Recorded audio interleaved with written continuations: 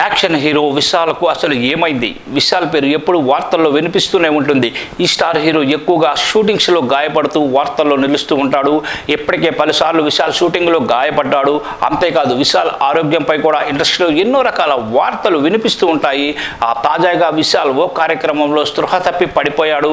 విశాల్ విల్లుపురంలో జరిగిన ఓ కార్యక్రమంలో ముఖ్య అతిథిగా పాల్గొన్న సమయంలో వేదికపై అకస్మాత్తుగా స్పృహ కోల్పోయి పడిపోయారు. ఈ ఘటన మే 11, 2025న మిస్ కుగావన్ ట్రాన్స్జెండర్ బ్యూటీ కాంటెస్ట్ సందర్భంగా జరిగింది.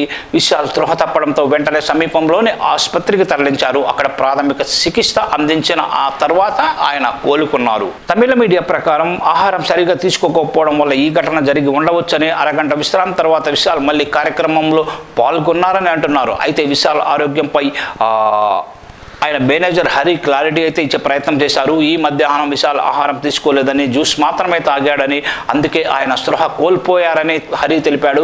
స్పృహ కోల్పోయిన వెంటనే సమీపంలోని ఆసుపత్రికి తరలించారని, వైద్యులు ఆయన పరీక్షించి ఆయన క్షేమంగా ఉన్నారని, సమయానికి ఆహారం తీసుకోకపోవడం మానేయవద్దని సూచించారని, విశాల్ ప్రస్తుతానికైతే క్షేమంగా ఉన్నాడని తెలిపారు మేనేజర్. గతంలోనూ విశాల్ ఓ ఈవెంట్ విషయంలో అనారోగ్యంగా కనిపించారు. గుర్తు పట్టలేనంతగా మారిపోయి స్టేజ్ పై మైక్ పట్టుకుని వణుకుతూ కనిపించారు. దాంతో ఆయన అభిమానులు కూడా ఆందోళన పడ్డారు.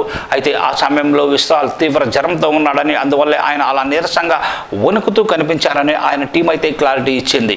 మరి తాజాగా స్పృహ తప్పి పడిపోవడంతో ఆయన ఆరోగ్యంపై అనుమానాలు అయితే ఇప్పుడు రేకెత్తుతున్నాయి.